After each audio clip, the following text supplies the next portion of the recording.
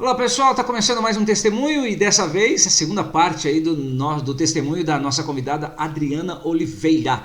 E você pôde acompanhar no último domingo, né, na primeira parte do nosso encontro, todo o relato dela, né, a fase ali adolescência, juventude, início de namoro, mudanças, indecisões para definir uma faculdade, enfim, um curso de graduação.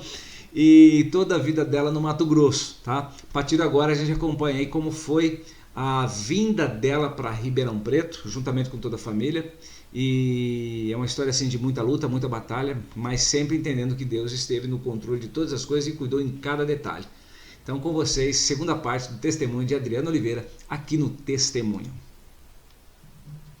Testemunho no ar. É mais uma edição, especialmente para você, sempre com um convidado, uma convidada especial, e hoje não é diferente, tá? Então, desde já, fica aqui o meu convite, o meu agradecimento a você. Já vou te fazer um convite muito bacana, que é para o seguinte, você já visitar nossas redes sociais, sim, nossas redes sociais estão aí na sua tela, anota aí, Instagram, Facebook, YouTube, @testemunhobr. Como é que você faz para se conectar, para seguir? É simples. Instagram e Facebook é só você seguir nas redes sociais, vai lá dar o seu curtir, entendeu? Passa a seguir a gente e aproveita para espalhar aí, tá? Espalhar para que mais pessoas acompanhem a gente, conheçam o nosso canal, enfim, tenha contato.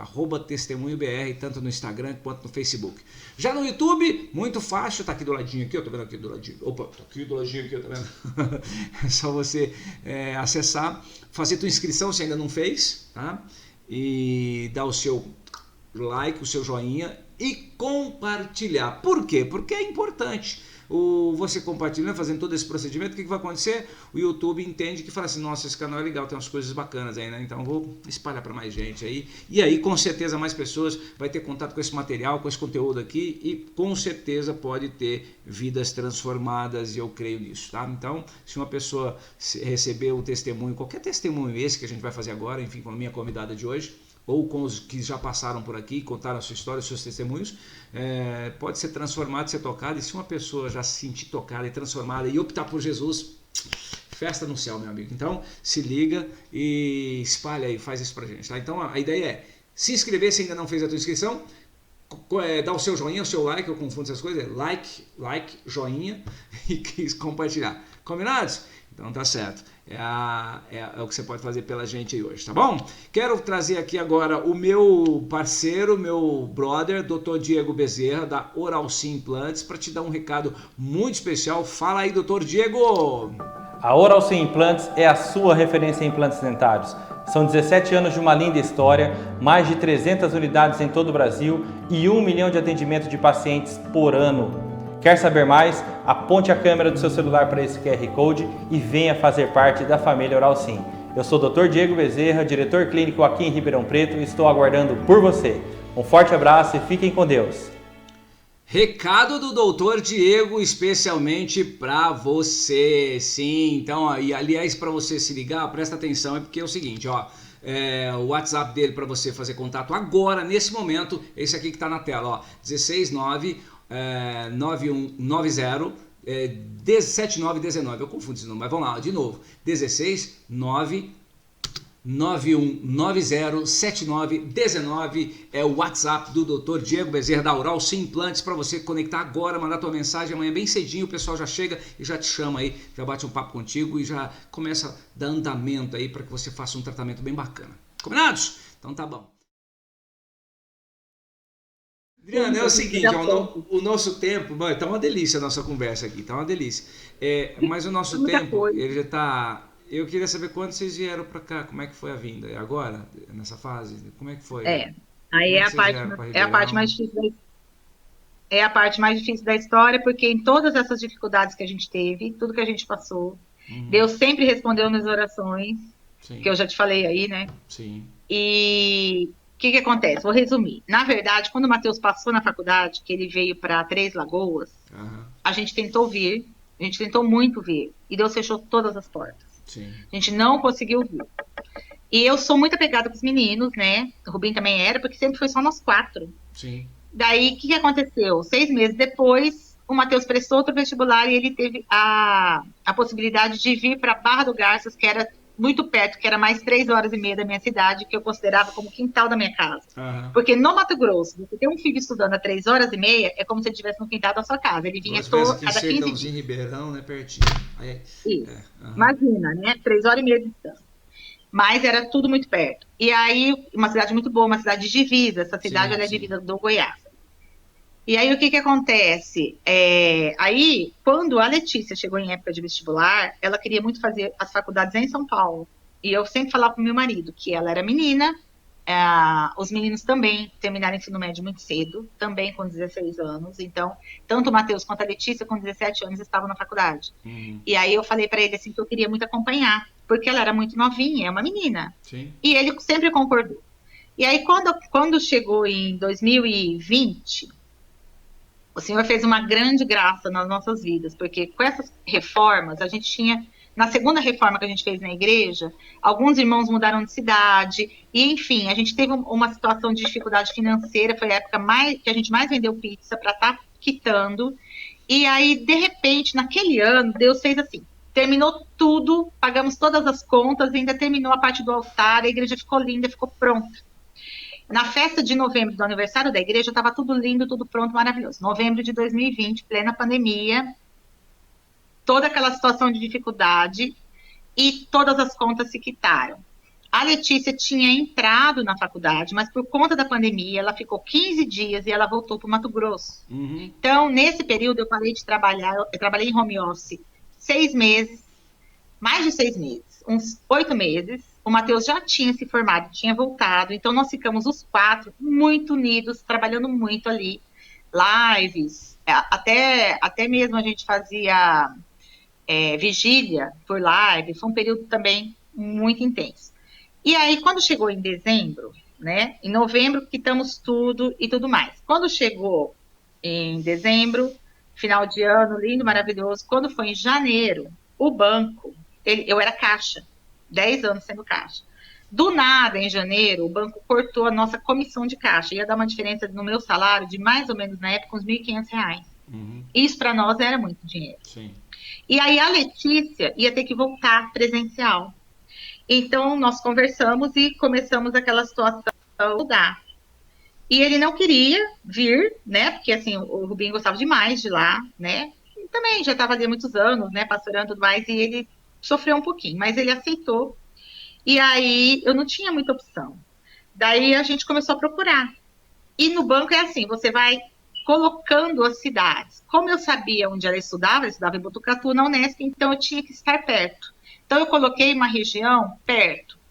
E Ribeirão, do nada, abriu um trabalho aqui, um escritório do banco, que também estava precisando de pessoas, e eu terminei colocando meu nome. Uhum. Nesse período, eu estava travada no meu trabalho, porque na minha situação ali na agência que eu trabalhava numa agência, tinha assim 4, 5 pessoas faltando.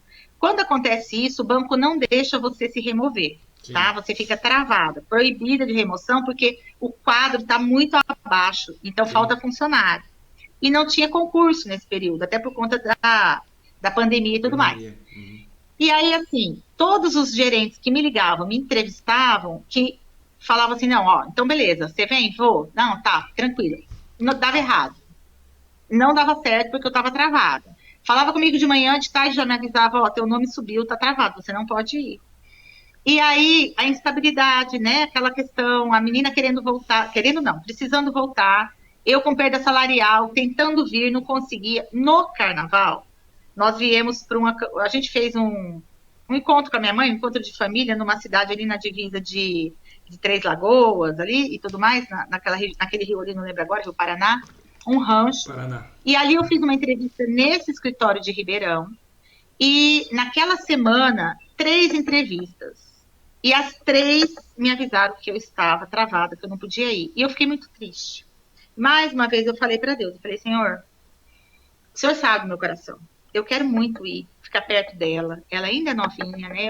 É uma coisa que eu desejo muito. E também a nossa família, meus avós, meus pais, minha sogra, meu sogro, todo mundo já está velho, já está mais velho, né? Uma situação que é tudo muito longe. Já morreram alguns parentes, a gente não conseguia ver. Uhum. E aí tá, do nada, assim, na sexta-feira daqueles dias de carnaval, me ligaram e falaram que tinha dado certo, que eu tinha vindo. Então, assim, se eu olhar os olhos humanos, eu jamais poderia estar aqui em Ribeirão, porque eu era travada. E Deus fez alguma coisa e eu consegui vir. Acho que eu escapei lá no meio. E aí foi aquele processo, porque daí foi tudo muito rápido, eu precisava estar aqui em 15 dias. E a gente subiu lá daquele lugar longe, lá, subimos aqui para Ribeirão, nunca tinha vindo em Ribeirão, aí passamos por aqui, conhecemos, subimos para Canarana de volta e fomos avisar a igreja, né? E eu avisei lá na minha agência, e foi aquele processo de mudança. Nisso, carnaval, você sabe que 40 dias depois é a Páscoa. Sim. Nesse meio tempo, dia 15, que dia que é o Dia da Mulher? Dia 8 de março, eu estava vindo sozinha para Ribeirão Preto tomar posse, no meu trabalho no banco. 2021. Então, dia 8 de março de 2021, eu estava chegando em Ribeirão Preto. E aí, a minha família lá em Canarana, sem previsão exata de vir. Aí você imagina eu numa cidade que eu não conhecia ninguém, 700 mil habitantes, acostumada a morar 16 anos no Mato Grosso, em cidade de 20 mil habitantes. Como é que eu estava feliz aqui, né? Longe da minha família. Aí o que nós fizemos? Nós alugamos uma casa aqui e a gente ia abrir o projeto da Igreja de Deus aqui, porque em Ribeirão Preto não tinha, não tem. Então, tem, por exemplo, em Franca, tem São José do Rio Preto, mas Ribeirão não tem. Não tinha. Alugamos a casa, o Rubim fez a placa, colocou a placa e já começou a entrar em contato com pastores da região, né, para ter alguns membros. Já começou, inclusive, a fazer as lives para poder já estar trazendo o pessoal para a igreja, enfim, tudo certinho. Compramos cadeiras, ganhamos o... como é que chama? Projetor, onde você telão, fala ali? o púlpito. Ganhamos várias coisas, né? A igreja de lá nos doou e tudo. Então, assim, estava tudo organizado. Tinha microfone, tinha meu piano, tinha violão, tinha tudo. Vamos montar a igreja. Tá. Alugamos a casa que era um sobrado. Em cima nós íamos morar embaixo um salão enorme, ali no Ipiranga. Banheiros. Por que o Ipiranga? Porque era realmente para atingir pessoas, entendeu? Sim. Pessoas simples cuidando de pessoas simples. Sim. E ali tem muito espiritismo, muita coisa. Enfim. Aí, dia 8 de março, eu estava aqui. A minha filha fazia 18 anos, dia 20 de março. Aí eu estava sofrendo muito, ela também. Comecei a pedir para Deus, né, chorando. Eu quero minha família aqui, aquela coisa. Do nada, numa quinta-feira, 15 dias que eu estava aqui, nem isso. Era dia 17. Deu um lockdown em Ribeirão. E a gente foi obrigado a ir para home office. Eu ia para home office aonde? Eu morava numa república. Estava aqui há 15 dias, nem 15 dias, o dia 8 ao dia 17, praticamente 10 dias. Aí, como não tinha estrutura de internet, eles me liberaram para voltar para Canarana, para poder, inclusive, continuar cuidando da minha mudança e trabalhar em home office até melhorar as coisas da pandemia. E naquele dia, Edilson, as passagens para Ribeirão, porque eu tinha que ir de avião até Goiânia, e de Goiânia pegar um ônibus até a minha cidade, no Mato Grosso, um dia e meio para eu chegar. Naquele dia, numa quinta-feira, as passagens daqui para Goiânia estavam assim, R$1.300. Eram 2h da tarde, quando eu assisti o negócio do lockdown, que ia fechar tudo em Ribeirão. Simplesmente as passagens caíram para 300 e poucos reais. Do nada. E aí consegui comprar passagem, arrumei a mala assim, do jeito que Deus deu e fui para Goiânia. De Goiânia peguei um ônibus, cheguei na minha cidade, no dia 18, a Letícia fazia aniversário dia 20. Ai, que feliz. Passar aniversário com a minha filha, fazer a minha mudança com tranquilidade, tudo lindo, tudo certo. Começamos a encaixotar as coisas, enfim. Primeiro domingo de Páscoa, último domingo que meu marido pregou, onde ele passou as chaves da igreja para o novo pastor. Ele já vinha fazendo um trabalho, a gente passar, né, a sucessão. Fizemos o culto de consagração do outro pastor, passamos a chave. O domingo de Páscoa, o Mateus passou muito mal. Ele tocava, e ele acabou o culto, ele deitou nos bancos da igreja e falou, eu não estou respirando direito. Falei, você está nervoso, ansioso, porque o Mateus ia ficar lá e nós viríamos. E ele ia continuar morando lá. Ele já namorava a Maria e ele ia continuar morando lá. Aí, na segunda-feira, ele não estava muito bem. Na terça, fizemos exame de Covid, não deu. Ele fez 3 exames de Covid, todos negativos. Falei, pode ser dengue. Ele não perdeu o apetite. Ele não tinha muitos problemas respiratórios, ele nem tossia, nem tinha nariz entupido, naqueles dias, né? Sim. E aí ele tinha muita dor nas pernas, muita dor nos corpos, ali é dengue. Fizemos exame de dengue, não deu. Fez um raio-x do pulmão, não deu. Aí, quando nós fizemos um outro exame de sangue, já tipo 2, 3 médicos diferentes, aí deu uma alteração nas enzimas digestivas. Aí, uma médica falou assim para nós: procura a cidade vizinha, que tinha um hospital, e verifica se ele não está com algum problema digestivo. Ele pode estar com alguma situação aí grave, que a gente não sabe o que é, e a gente, com medo que seja só Covid, não, que seja o Covid, e pode ser alguma situação assim. E aí nós só enfiamos umas roupas dentro do carro e nós fomos para essa cidade que é 100 quilômetros para frente, que chama Água Boa. Chegamos no hospital, conversamos com a médica falou assim: mãe, pai, nós vamos fazer a tomografia, né, da parte digestiva dele, mas eu vou falar para você que ele está com Covid. Eu falei: não, doutor, ele não está, porque ele já fez 3 exames e todos deram negativo. Ela virou para mim e falou assim: nós vamos fazer uma tomografia do pulmão e você vai ver que ele está. E não deu outra. Ele estava com 15%.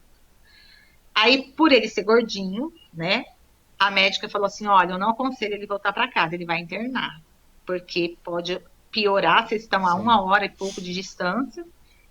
Aí foi aquele drama. Ele nunca tinha sido internado, assim, né, para ficar longe da gente, tudo mais. E aí começou aquele drama porque não podia estar junto. Aí, como ela viu a situação, ela falou: vou arrumar um quarto para ele que tem janela que dá para a rua. Então, vocês vão sentar na calçada e vão conseguir conversar com ele. E ali foi eu não lembro certinho, não vou falar data nem dia, mas você assim... já falou um monte, eu tô admirado. 5 ou 6 dias que a gente ficou ali, eu e meu marido, a gente chegava tipo 11 horas da manhã, a gente saía 11 horas da noite, sentado na janela, conversando, cantando, orando, a gente saía, tomava um lanche, voltava, trazia alguma coisa para ele na janela. Só que meu filho internou falando igual eu tô falando. No outro dia ele já estava com catéter de respiração, no outro dia ele já estava com uma pequena máscara, no outro dia ele já estava com uma máscara inteira e no outro dia ele estava com uma máscara inteira. Foi fazer a nova tomografia e tomando medicação. Sim. Aí o Matheus mandava mensagem para mim, aí ele escarrou muito sangue, aí eu desesperei porque eu perdi um sobrinho e um dos sintomas foi escarrar sangue. Aí eu já não dormia, qualquer coisa eu acordava, assim, foi um período muito difícil, porque eu morria de medo dele morrer e eu não poder estar lá. Sim. E aí, quando ele fez a outra tomografia, tipo 5, 6 dias depois, não lembro exatamente quantos dias, ele já estava com 85% do pulmão tomado em 5 dias. E aí meu chão caiu. Aí eu desesperei, porque ele estava tomando antibiótico. Eu falei pro meu marido, falei assim: ele vai morrer. Ele vai morrer. E nesses 5, 6 dias que o Matheus estava internado, tipo 2, 3 dias depois, o Rubinho começou a se sentir mal, tipo uma sinusite. Ele falou: Adriana, eu tô com Covid. Eu falei: tá, não, isso é sinusite, foi um período de frio, né? Lá no Mato Grosso também faz frio, tá? À noite, é tipo deserto. E aí, à noite, a gente pegou um dia de muito frio, de muito vento. E ele falou assim pra mim: não, eu tô com Covid. Dele foi dormir no outro quarto. E aí, quando nós chegamos nesse dia que o Matheus estava ruim, muito ruim, ele já não estava comendo, ele estava assim, super desanimado, e ele corria risco de ir para UTI. A gente conseguiu a transferência dele, transferência aérea, para essa cidade onde ele estudou, que é Divisa, que é uma cidade grande, de 100 mil habitantes. Que lá tinha o hospital da Unimed, que estava tendo muito, muito sucesso no tratamento do Covid. Barra do Garça, né? Barra do Garça. Barra do Garça. Aí a gente internou. Aí, lá, eu consegui vir no avião com ele, meu marido, mesmo não estando 100% bem, mas até então ele não aparentava, ele já estava tomando medicação, mas ele estava bem, né? Sem máscara, sem nada. Aí, meu esposo foi de carro, eu fui de avião com o Matheus, e aí chegou lá, meu esposo ficou num hotelzinho simplesinho, que tinha convênio com o banco, para ele poder estar me auxiliando, porque, tipo, as roupas que o Matheus usava, não dava para lavar lá no hospital, então o Rubinho lavava no hotelzinho, sabe? Aí lanche, fruta, Gatorade, esse trem, ele levava lá para mim, a gente se via todo dia à tarde, eu chorava com ele, eu contava o que estava acontecendo, e o Matheus foi desenganado, tipo assim, 3 vezes, nesse período. Depois que nós chegamos em Barra, ele deu uma melhorada. Com 2 dias que a gente estava lá, ele chegou a tirar o oxigênio. Sim. Mas durou um dia. No outro dia já voltou.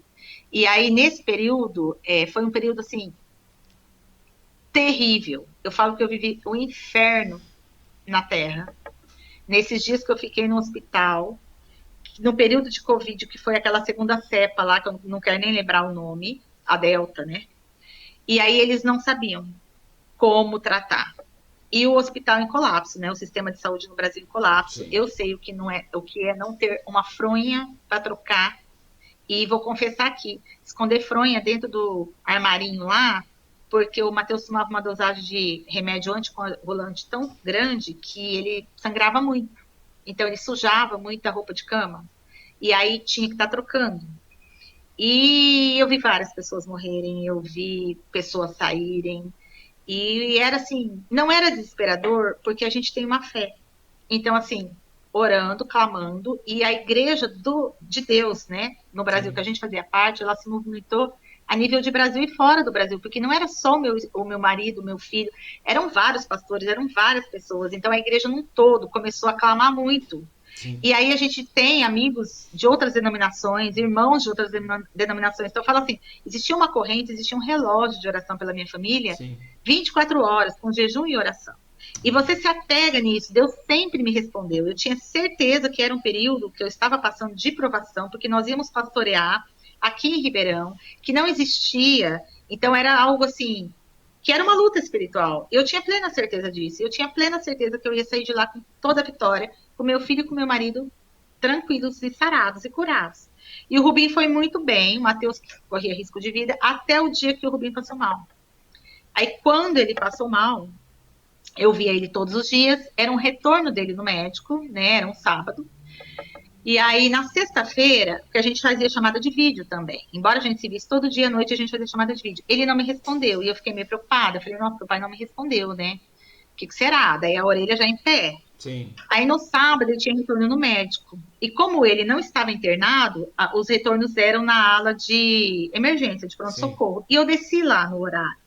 Quando eu cheguei, ele estava passando mal. E foi aquela correria, gritando para abrir o pronto-socorro, para ele poder... né, entrar, sim, aí colocaram oxigênio, foi medicado. Aí a médica falou assim, olha, passou lá o dia inteiro. Aí a médica falou assim, olha, o senhor melhorou?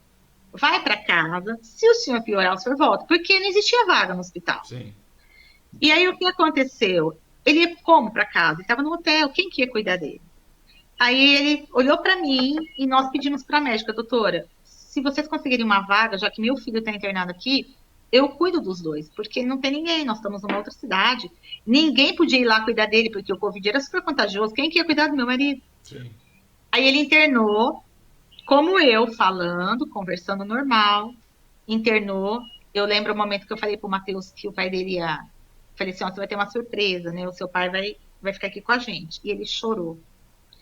Ele falou assim, mãe, eu não queria isso. Eu falei, não, ninguém queria, filho, mas pelo menos aqui a gente vai conseguir ficar como família e vivenciar isso tudo até Deus, né? E aí o Rubim internou nesse sábado à noite e, tipo assim, no outro dia pôs um catéter, normal. A evolução da doença no Rubim foi diferente do Matheus, porque sim, ele permaneceu melhor todos os dias. E o Matheus não, o Matheus internou e já piorou muito. E o Rubinho ficou muito estável, assim, durante alguns dias. Ele ficou internado, acho que 6 dias. Tipo assim, os 2 primeiros dias, vamos dizer assim, até os 3 primeiros dias. E aí o médico falava para mim assim, dona, né, porque não chama a gente por nome, por nada, porque é um monte de paciente, um monte de gente, falava assim, eu não estou preocupada com seu marido, estou preocupada com seu filho. Porque seu filho, ele é jovem, a gente não tem experiência com jovens. De uma hora para outra, ele pode morrer, porque ele está com risco de trombose pulmonar, ele pode estar conversando com você, o coágulo, fazer um coágulo, né, formar um coágulo, subir e ele morrer. Então, era alta dosagem dessa medicação. E eu vi coisas, assim, terríveis lá, né? Que eu não vou comentar aqui. A gente viveu muitas situações difíceis e dolorosas. E aí, de repente, 2, 3 dias depois, aí meu marido começou a precisar de mais oxigênio. Nesse meio tempo, que parecia uma eternidade, o Matheus ficou internado ao todo 18 dias e 12 dias lá na Barra do Garças.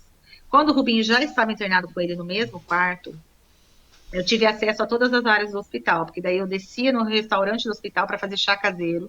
Os irmãos da cidade, de todas as denominações que a gente conhecia, porque o Matheus lá em Barra, ele frequentava também quando ele estudou a presbiteriana, né? Então, os irmãos da presbiteriana, da Igreja de Deus, enfim, eles iam, eles levavam remédio caseiro, era própolis, era mel, era chazinho, tudo que você imaginar, o médico deixava a gente dar. E alta dosagem de medicação, eram coquetéis. O café da manhã era tipo 5 comprimidos, 3 injeções, 4 coisas de soro e mais os pozinhos na água para beber, para proteger o estômago. Almoço a mesma coisa e janta a mesma coisa. Então, um menino e um homem que nunca tiveram problema de saúde, de repente a diabetes estava altíssima, de repente a pressão estava altíssima, e você via aquilo com os 2 homens da sua vida. Nós somos em 4. Minha filha, nesse período, eu deixei com a minha irmã em Campo Grande, porque eu não sabia quando que eu ia poder sair. Então, a Lê sofreu muito, porque ela ficou distante de tudo isso. Ela só tinha telefonema. Ela, né, isso é muito difícil para ela também. E eu vivi isso ali com os 2, e eu estava sozinha. Porque, não sozinha, porque tinha o povo de Deus orando. Sim. Existia um clamor. Existia uma conexão com a família e com os amigos de celular, que a gente tem essa facilidade de estar falando e tudo mais. Mas as decisões que eu precisava tomar sozinha. Sim. E aí, quando o Rubinho piorou, foi no feriado do dia 21 de abril, naquela noite do feriado, do dia 21 para o dia 22, o Rubinho passou muito mal. E aí, o médico de plantão, inclusive, ele utilizou medicação que se usava na UTI. Lá eles faziam uma ventilação mecânica. E ele usou essa medicação para auxiliar. E foi a primeira vez que eles falaram assim, olha, ele vai precisar... Ele tem a possibilidade de precisar de uma UTI. Aí eu fui, né? A gente tem convênio médico, por causa do banco. Aí eu fui na administração do hospital. Cheguei lá, nós tínhamos os 2 por convênio. Mas o meu convênio é do banco e o Matheus era Unimed. Quando nós chegamos lá, o meu convênio não permitia UTI. Estava bloqueado a UTI. Então, tinha que ser particular. E era caríssimo. Tipo assim, uma noite na UTI era 13 mil reais. Sim. Sabe? E quantas noites você precisaria numa UTI? E aí eu liguei no meu convênio e foi toda uma situação. Naquele dia 22, no dia 21, na verdade. Foi terrível, porque como estava, já comecei, tipo assim, 9 horas da noite. Como era feriado, eu consegui falar em Brasília e eles me negaram. Não tinha como colocar por emergência ali. E aí, no dia 22, nós passamos o dia tentando negociar e eu exigindo que eu precisava, porque eu tinha um filho ali, não tinha como transferir meu marido para outro lugar, e aí que precisava abrir vaga. E tinha uma vaga na UTI, na verdade, tinha 2 vagas na UTI do hospital. E foi assim, Edilson, a manhã inteira, eu vestida com todo aquele paramento lá, né, porque eu estava em contato, eu cuidei dos 2, então... com tudo aquilo, porque eu subia na administração, aí às vezes o celular de um lado, o telefone do outro, tomando as decisões, ligando para um, ligando para o outro, aí liga para advogado, aí procura o Ministério Público, e vamos fazer petição, e, né, para conseguir. E aí, quando conseguiu liberar para ele, tipo, 2, 3 horas da tarde, não tinha mais a vaga. A procura era tão grande naquele período que aquelas 2 vagas já tinham sumido. Aí começou a outra luta para poder transferir. Porém, naquela noite, ele dormiu bem. E eu comecei a ver a mão de Deus. Eu falei assim, nossa, né? Do mesmo jeito que o Matheus teve os processos dele, que o médico 3 vezes falou para mim assim, ó, qualquer momento talvez eu precise entubar seu filho.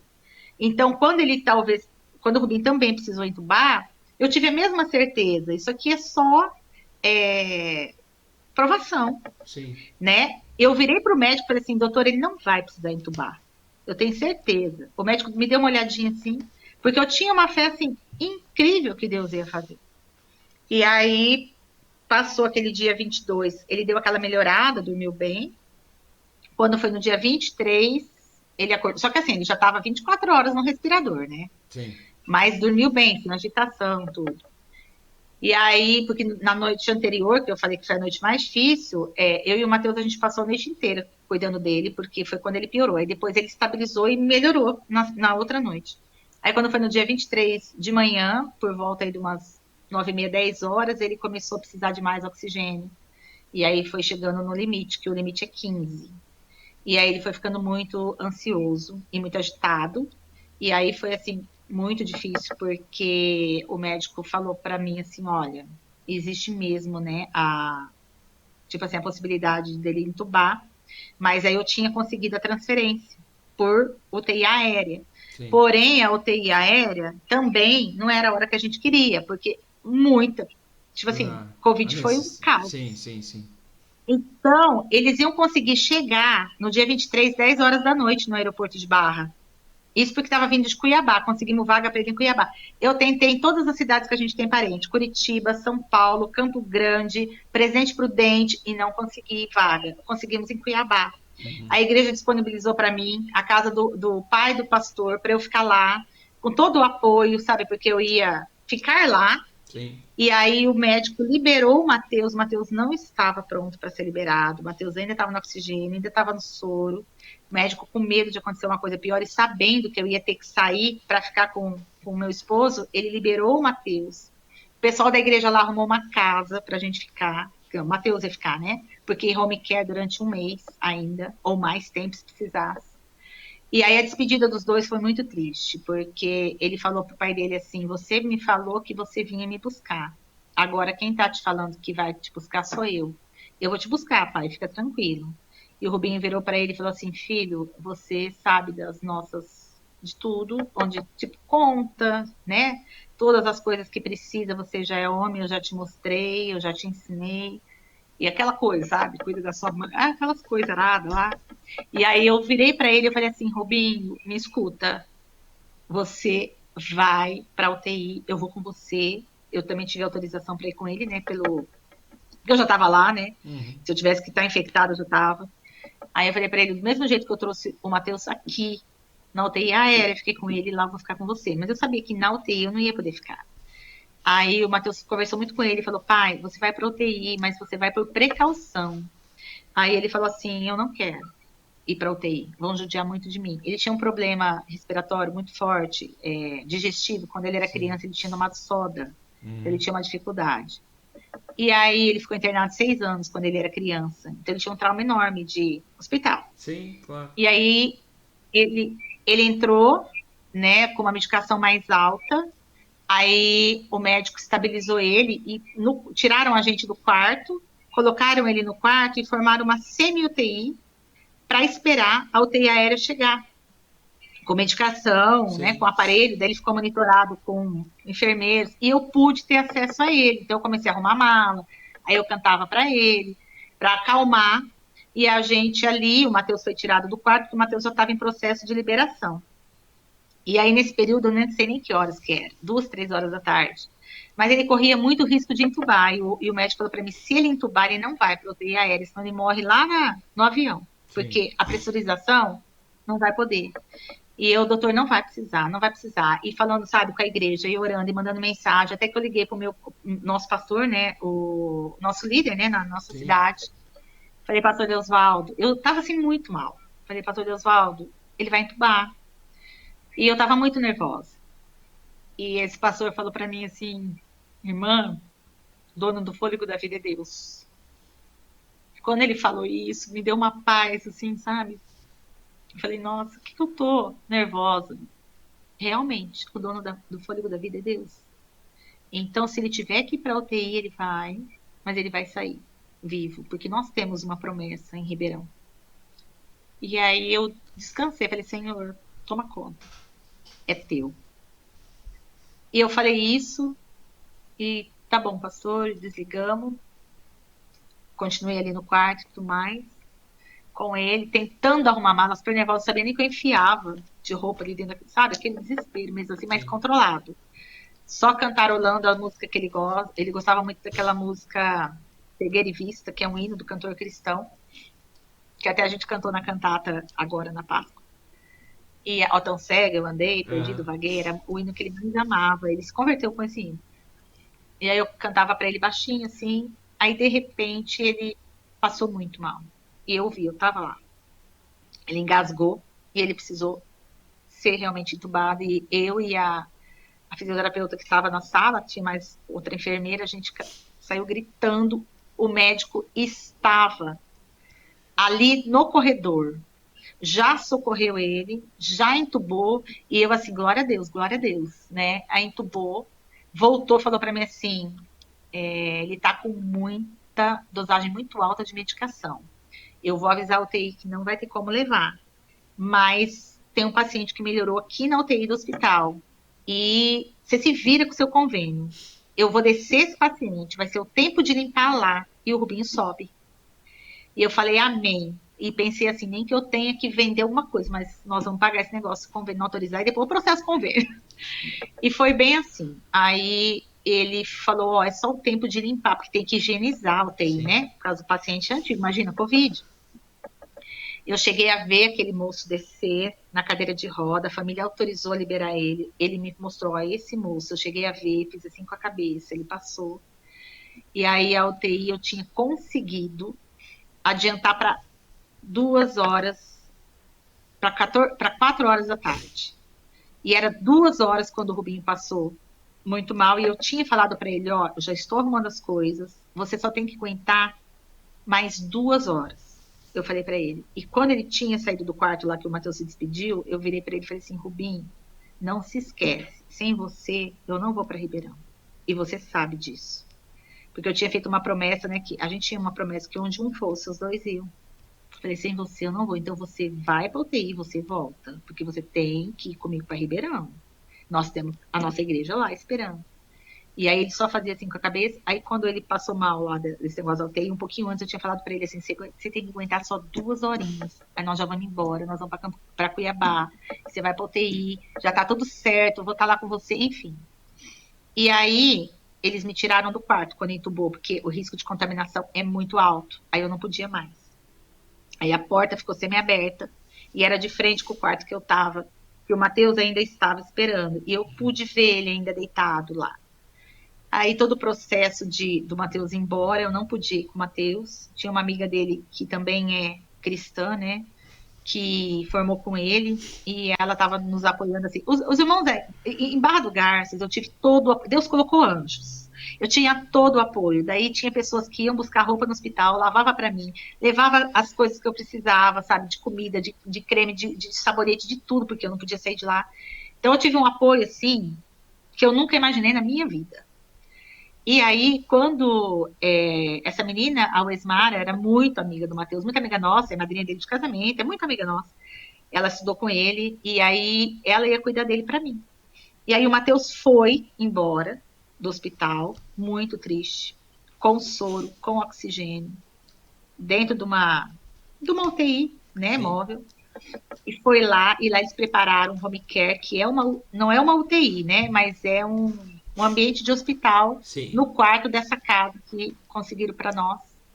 E aí eu falei pro Matheus assim, você vai, que eu vou esperar o seu pai ser transferido. Eu só saio daqui quando ele passar pelo corredor para UTI, porque como a cidade é pequena, o hospital é pequeno, tinha o corredor que tirava da ala do Covid para UTI. Eu conheci o hospital inteiro ali, né? Uhum.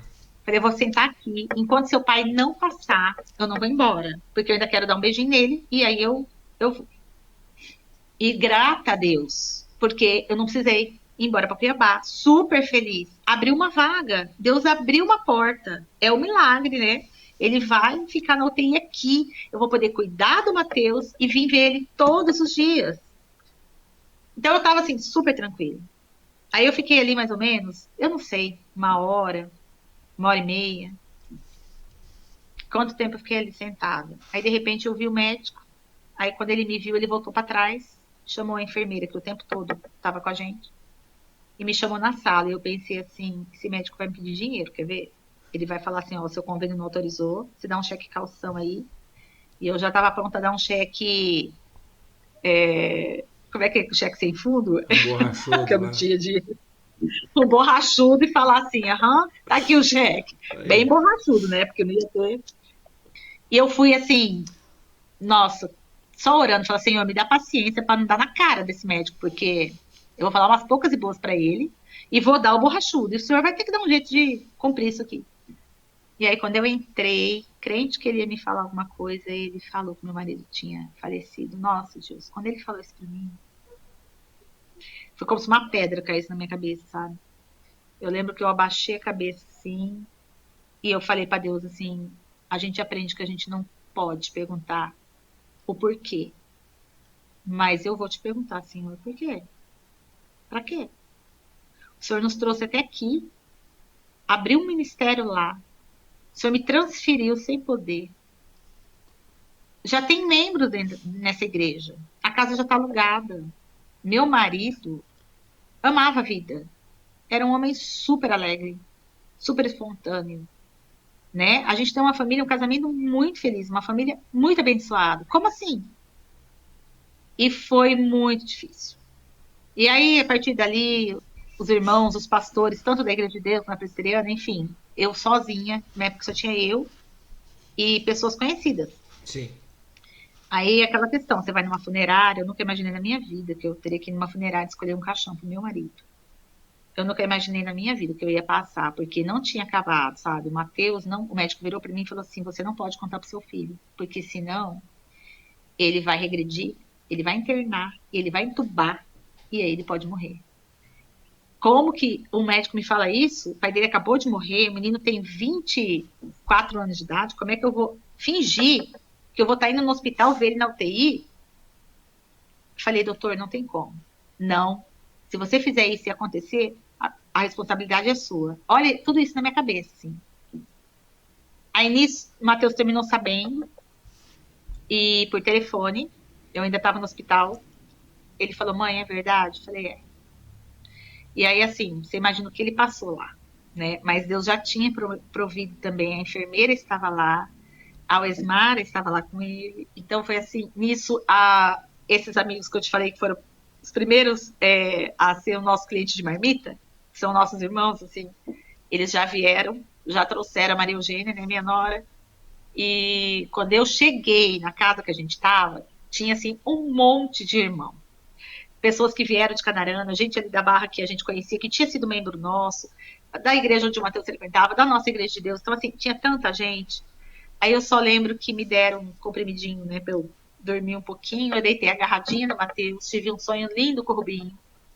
E no outro dia começou a nossa saga dele ter que responder ao processo de cura e tratamento do Covid, porque era um novo desafio. Eu falo que eu não pude ter luto no primeiro mês, nem meu filho, nem minha filha, porque ligar para a Letícia a 1.000 quilômetros de distância e falar para ela que o pai dela tinha falecido foi muito difícil, e ela tá lá sozinha. Ter que enfrentar com o meu filho uma recuperação. No terceiro dia que ele estava ali na casa, todos os dias o fisioterapeuta ia, a enfermeira ficava de manhã até de noite lá, e no período da noite da madrugada, a medicação era eu e a Maria Eugênia. A Maria Eugênia saiu do serviço, ficou comigo lá, cuidando dele, e a gente intercalava. Eu cuidava dele de dia, ela cuidava dele de noite, mas eu tinha medo dela não acordar, então eu também acordava junto. E aí a gente revezava, limpar a casa, fazer comida e tudo mais. Os irmãos levavam cesta básica, comida, bolo, suco, fruta, tudo para mim ali. E continuaram lavando minha roupa e cuidando das coisas a primeira semana, porque assim, foi muito difícil. E aí o pastor ia lá, ungia ele, orava com ele, a gente fazia culto, nós fizemos muitos cultos ali naquela casa, nos domingos, durante a semana, amigos dele da faculdade, e tocando violão, e cantando, e orando, e ministrando, e ungindo, e foi uma luta muito grande, porque o Mateus não melhorava, ele não piorava, mas ele não melhorava, e o fisioterapeuta todos os dias falava assim para mim, mãe, o fisioterapeuta também chamava Mateus, mãe, não sei o que fazer, depende de mim falar pro médico se ele volta ou não, e eu tô a um pulo de falar pro médico que ele tem que voltar, porque a qualquer momento ele pode precisar voltar pro hospital. E eu falava para ele, Mateus, pelo amor de Deus, Mateus, vamos dar mais um dia.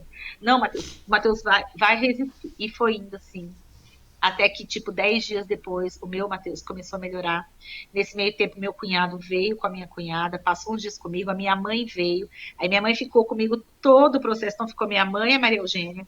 Tipo, desse um mês que nós passamos lá, a Maria Eugênia ficou os 30 dias comigo, a minha mãe ficou, tipo, 25 dias comigo. Meu cunhado e minha cunhada ficaram, sei lá, 4, 5 dias comigo. Aí a questão, né, do processo de papelada, meu cunhado tomou conta, porque eu não conseguia. Sim. E aí o processo do Mateus de cura, aos poucos, melhorando, e eu precisava voltar para o meu trabalho. Aí eu não me sentia pronta para pastorear uma igreja, porque meu menino, a casa que a gente tinha alugado, ela tinha uma escada enorme. O Mateus não ia conseguir subir e descer a escada. Então a gente tinha que desalugar aquela casa. Eu não tinha como pastorear pessoas, cuidar de pessoas, se quem estava precisando de cuidado na época era eu. E aí nós conseguimos desistir do aluguel, não pagamos multa, nada. Alugamos uma outra casa. Eu tive que voltar para minha cidade um mês depois. eles nos liberaram sem o Matheus estar 100% pronto, mas graças a Deus já não estava mais nem no soro, nem no oxigênio, porque ele usou oxigênio assim uns de 15 a 20 dias, sim, e o soro também, mas aí já passou só a medicação oral, aí eles, tipo assim, ó, vocês vão, né, mas precisava mais uns 15 dias, mas vamos liberar vocês. Aí liberaram, a gente voltou para Canarana, e teve, assim, muitas pessoas lá em casa para nos receber, nos apoiando, e eu tive que continuar fazendo a mudança, já tinha caixas e caixas na minha casa, né? Os irmãos lá cuidaram do nosso quintal cheio de árvores, com cachorro, cuidaram da casa para nós, estava tudo organizado. E aí, aí minha irmã veio também com meu cunhado, minha irmã ficou dias comigo ali também, minha mãe, né? E muito carinho dos irmãos, assim, muito apoio. Nossa, eu falo que Deus usou anjos. Ele tinha cozinha por conta da marmita, nós vendemos tudo, nós conseguimos vender tudo, porque não tinha como trazer um caminhão de mudança. E o Senhor foi provendo recursos também para isso. E aí fizemos a mudança depois de 35 dias, quase 40 dias que tinha saído do hospital. Nós viemos para Ribeirão. Chegamos aqui no dia 6 de junho, numa casa que eu não tinha visto só por foto, nunca tinha entrado para alugar, numa cidade que eu tinha ficado só 10 dias, a gente não conhecia absolutamente ninguém, só nós três, com 2 colchões emprestados de uma pastora aqui que alugou a casa para nós, que ela é muito conhecida na cidade, inclusive, ela é prima desse moço que convidou meu marido para fazer o curso de casados lá em Assis. Ele tem essa prima aqui, essa pastora, e aí ela que nos ajudou, ela fez a faxina da casa para mim, ela conseguiu a casa, ela e o marido dela, sem eu nunca ver, sem eu jamais conhecer. E aí chegamos aqui, ela nos emprestou colchão, nos emprestou coberta, enfim, começamos a nos organizar, todo mundo em home office, porque lá no meu trabalho eles também me deixaram ficar ainda uns 2 meses sem ir presencialmente. Sim. O Matheus, nessa época, ele é engenheiro e ele também trabalhava no Censo, então ele também foi permitido ficar em home office, a Letícia estava em home office por conta da faculdade. E aí nós ficamos esse período aqui, nos adaptando, eu cheguei aqui, eu não conseguia dirigir, eu não conseguia ir trabalhar, foi um período muito difícil, porque para mim, pela primeira vez, Deus tinha me falado não, naquilo que era mais importante para minha vida, que eu mais amava, que eu mais pensava, que era completar 50 anos de casado, pelo menos. A gente falava assim, vamos morrer os dois juntinhos de mãozinha dada. E era algo assim que eu sofri demais, porque eu me senti abandonada por Deus. Eu me senti muito sozinha. Eu me senti assim, Deus não me ouviu pela primeira vez. Então foi um trabalhar do Espírito Santo na minha vida, tipo, isso não é verdade. Você foi cuidada o tempo todo, amada, protegida. Deus colocou anjos em forma de pessoas para te ajudar. E aos poucos, aí nós fomos conhecer ministérios aqui em Ribeirão. A gente foi visitar um monte de igreja para poder escolher uma igreja. E nesse meio tempo a gente conheceu a igreja Voz. E eles estavam recomeçando pós-pandemia. E teve uma semana de recomeço. Não sei se você já era, Edilson, dessa época da igreja? Já. Desde 2018. Aí teve aquela semana que tinha culto todos os dias. A igreja estava retomando. Então o pastor, eu falo assim, Deus orientou o pastor Wilson, porque as pregações dele era só sobre recomeço. Falava muito de luto, falava muito de recomeço. E aí a gente foi assistindo o culto e nós decidimos ficar na Igreja Voz e a gente foi super bem recebido lá e muito amado lá e muito cuidado lá, sabe assim. Chegamos a bater um papo com o pastor, nos apresentamos, o pastor já nos acolheu como família pastoral, sabe, orando por nós, nos acompanhando, né, com toda a questão. Então, assim, eu sou muito grata a Deus, porque hoje, você vê, passaram 2 anos, né? Tá aí, meu filho casou e estamos aqui, conseguimos vencer essa dificuldade, igual na época que o Matheus acabou a questão dele do IBGE, do censo, ele tinha que voltar para Canarana. Eu ia ficar sozinha aqui, porque a Letícia ia voltar para a faculdade. As aulas dela voltariam presencialmente em Botucatu. o Mateus voltaria presencialmente para Canarana e eu ficaria aqui. Mais uma vez eu clamei ao Senhor, eu falei, Senhor, o Senhor permitiu tudo isso para separar a nossa família, é isso que o Senhor quer? Porque se é isso que o Senhor quer, eu vou me submeter. Mas eu vou deixar bem claro que isso para mim, eu não consigo entender, mas eu aceito. E aí o que aconteceu? Abriu vaga para Letícia, transferência, fez prova na USP, passou, veio para cá transferida.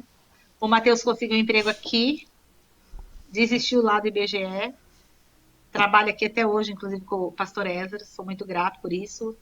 Então, tipo assim, Deus foi abrindo as portas, Deus foi reorganizando e o Espírito Santo nos consolando, né? A gente ainda sofre. Agora, dia 23, no domingo, fez 2 anos. Não vou falar para você que eu penso, muitas vezes eu ainda penso, eu ainda me questiono. E aí vem os versículos que a gente colocou ali, né? Os planos do Senhor são maiores do que os nossos. Eu sei os pensamentos que eu tenho a seu respeito. Eu sou Deus. Eu tenho o controle da tua vida e da vida dos teus filhos e da tua geração e da tua posteridade. E eu tenho visto Deus, assim, Deus cuidou de cada detalhe. Deus nos abençoando, Deus cuidando o tempo todo e nos consolando e nos dando algo novo. No ano de 2021, todos os anos, a gente escolhia um versículo para ser o versículo lema do ano. E aquele versículo de 2021 é aquele versículo que fala assim, que eis que tudo se fez novo. Uhum. E foi justamente quando tudo aconteceu. E eis que tudo tem se feito novo. Eu creio verdadeiramente que Deus tem propósito para nós estarmos aqui, porque como eu te falei, eu não vinha para Ribeirão. No período de 1 mês que nós ficamos em Barra do Garças, nessa casa, eu tentei de todas as formas transferir para Botucatu. Eu tentei, não consegui. Tentei para Jaú, para Bauru, que era tudo próximo, porque eu sabia que a Letícia estava estudando lá, ia ter que ir para lá, e o Mateus ia ter que voltar para Mato Grosso. E Deus fechou todas as portas. E eu entendi, um dia, sentada debaixo de uma árvore, na calçada da casa, eu falei, Senhor, eu já entendi, eu não vou mais procurar lugar para ir. É para ir para Ribeirão? Eu vou. Mas o Senhor vai ter que prover que a minha família vai ter que ficar unida. E a minha família está unida até agora, né? Meu filho casou, a Maria veio. Então, assim, Deus é Deus. Ele é dono de todas as coisas. Não sei se um dia nós vamos entender, porque eu brinco assim com ele que quando eu chegar no céu, eu quero perguntar por quê. Mas eu vou chegar no céu e vai estar tudo lindo, maravilhoso. E eu vou ver meu marido lá felizão, porque ele está muito melhor do que eu aqui, muito feliz, e isso que tem me consolado. Que eu sei que ele está no melhor lugar do mundo. Amém. Não vou lembrar de perguntar nada, vou estar super feliz lá, não né? Lembrar de nada. E tipo assim, não. E tipo assim, quem sou eu para questionar Deus? Eu não sei os propósitos que Deus tem para nossa vida aqui. Hoje minha mãe, né, com o esposo dela, o Carlinhos, eles mudaram para cá. Nós nunca moramos perto. Já tem 6 meses que eles moram aqui. Então assim, o Senhor trouxe, tá toda minha família aqui assim, minha mãe, meus filhos, minha nora. Então Deus sabe de todas as coisas. Ele tem o controle de todas as coisas e eu tipo assim só procuro sempre me lembrar disso quando as coisas vêm, né? Vem as dificuldades, vem a dor, vem a tristeza, vem os apertos, muitas barreiras que eu tive que superar, até para me reconhecer quem sou eu, né? Nunca imaginei na minha vida que eu seria uma viúva. Mas eu também nunca imaginei na minha vida que eu seria uma pastora. Então, tudo bem. É um novo recomeço e isso Deus tem trabalhado comigo também. E aí, cada desafio que surge, de repente até ter que trocar um pneu de carro. Deus tem suprido. Não precisei, graças a Deus. Mas para mim, ter que levar um carro na oficina é morte. Eu nem abastecia o carro. O meu marido falava assim, ela abre a porta e liga a chave e sai. Porque ele cuidava de todas essas coisas. Ele era um homem muito provedor. E alguém que a gente tinha todo o apoio. Porque ele era um pai, assim, presente. Um marido presente. O melhor amigo da minha vida. Alguém que eu amo até hoje, porque realmente é uma pessoa que foi assim, nossa, Deus me deu o melhor. Então, assim, viver sem isso não é fácil. Mas, volto no versículo. Eu sei os planos que eu tenho para você, são planos de paz, né? São planos para o bem, não são para o mal. Então, está nas mãos dele, ele é o dono de todas as coisas, por ele e para ele são todas as coisas. E então, eis-me aqui. E eu sempre falo para o Senhor, Senhor, eis-me aqui. Se o Senhor quiser fazer para a minha vida, para a vida da minha família, nós estamos aqui. O Senhor faz, porque eu sei que vai ser o melhor, ainda que eu não entenda, mas é o melhor para nós. e um versículo que eu aprendi desde o dia que eu casei, que eu sempre tive comigo. Eu e a minha casa serviremos ao Senhor. Né? Então, isso é o mais importante. Amém? É isso. Amém. Você nem chorou, eu que chorei. Eu tô aqui meio segurando, né? Aí eu paro. Ainda hoje a gente estava. Hoje, gente, eu estou gravando isso aqui no dia 27 de abril. Por isso que a Adriana falou dia 23. Está muito recente, aniversário de 2 anos da morte, né, do marido. E eu estava conversando com uma pessoa muito querida. Exatamente sobre o que eu vou falar agora. Ouvindo um relato como esse, um testemunho desse, a gente. Aí você olha para dentro de você e você acha que você tem problema. Você acha que você tem lutas, você é o mais problemático, Deus não está olhando para você. Eu duvido, claro que isso não é geral, mas na maioria das vezes as pessoas que mais se queixam é que menos tem problema na vida. E a gente estava falando exatamente sobre isso. Para a gente olhar um pouquinho do lado e ser grato. Porque mesmo nessas circunstâncias, ela entendeu, claro que em meio à dor, mas ela entendeu o cuidado de Deus. Sim. E às vezes, cara, você só está desempregado, você só está, sei lá, algumas contas atrasadas, um pequeno conflito familiar, e está aí se achando que é o pior problema do mundo. Então, para de se queixar, para de reclamar. Eu, desde o começo, desde que eu ouvi a história da Adriana, eu sempre quis, eu nem tinha pensado no canal ainda. Mas quando o canal, enfim, eu botei esse canal no ar, e a Adriana sempre foi um testemunho que eu sempre desejei. E ela sempre pediu para esperar, até por causa de toda a situação que ela viveu. E estamos aqui chorando. Há 2 horas.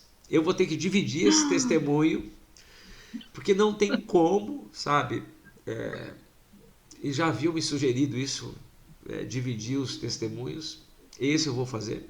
Já fiz, porque você já acompanhou, esse é o final da segunda parte. Mas eu sou grato a Deus pela vida da Adriana, porque eu já chorei outros testemunhos também, assim, um bocado. E a Adriana eu conheci no Vivência, que foi um momento também que eu estava passando um momento meio complicado, nada comparado, longe disso. Mas, como eu sou sensível, você só sabe que eu sou chorão, eu estava passando por um momento particular, assim, difícil até então, guardado as proporções, bem distantes desse. Mas eu conheci a Adriana num momento do Vivência lá na igreja, que é uma terapia em grupo, que foi muito bacana, foi muito especial. E ali eu pude conhecer um pouquinho mais da Adriana, pessoa ímpar, única, bênção de Deus. E essa figura, essa pessoa linda que vocês acabaram de assistir aqui, acabaram de ver. E volta aí, voltou, tá de pé o trem aí. E, enfim, essa pessoa linda e especial que vocês viram aí e que pôde compartilhar um pouquinho da história. Então, gente, eu sou grato a Deus pela vida da Adriana, do Mateus. O Mateus também tem a visão dele, né, o testemunho dele, de tudo isso que ele viveu e de várias outras situações, que eu gostaria e desejo muito que ele compartilhe aqui conosco. Mas eu sou grato a Deus pela vida da Adriana. E Adriana, você não está conectada aí agora, você deve ter acabado a bateria, mas que Deus te abençoe assim enormemente. E muito obrigado por esse tempo, por esse testemunho, por esse relato tão especial. Eu tenho certeza que Deus está fazendo coisas extraordinárias, tem feito, está fazendo e vai fazer ainda muito mais. Então, que Deus te abençoe grandemente. Que Deus seja generoso em bênçãos na tua casa, na tua vida, em tudo que você fizer, tá? Você é uma pessoa linda e eu tenho certeza que Deus tem grandes coisas para a tua vida. Gente, obrigado. Foi um testemunho, mais um testemunho. Obrigado pela paciência, pela companhia até agora. Que Deus possa ser generoso em bênção também na sua vida, tá? Que você possa, enfim, tirar proveito de tudo isso, entender que não importa as circunstâncias, Deus está cuidando. E Ele sabe e faz o que é melhor sempre. Então, um beijo no coração. Só para fechar aqui, eu vou tocar mais uma vez aqui o meu parceiro aqui, o Dr. Diego Bezerra, tá? Ele é parceiraço aqui, está sempre aqui comigo. Então, doutor, obrigado pela participação. Dá o seu recado aí, por favor, meu amigo. Diz aí. Olá, eu sou o Dr. Diego Bezerra, da Oral Sim Implantes. Eu quero falar hoje com você que está sofrendo com a perda de dentes, o uso de uma dentadura ou ponte móvel. Você sabia que existe uma solução para o seu problema? Sim, são os implantes dentários. Você que quer ter uma melhor mastigação e uma melhor qualidade de vida, vem fazer parte da família Oral Sim. Em Ribeirão Preto são 2 unidades. Rui Barbosa 1461, Avenida Saudade 724. Um forte abraço, fique com Deus. Pronto, gente, um beijo enorme no coração, deu tempo de recuperar aqui, né? Só que antes aqui, vamos lá, ó. As redes sociais, Instagram, Facebook, YouTube, @testemunhobr. Instagram e Facebook é só você seguir e compartilhar. E o YouTube é se inscrever se ainda não fez, dá o seu like, seu joinha e compartilhar, tá bom? Beijo no coração, que Deus te abençoe enormemente, em nome de Jesus.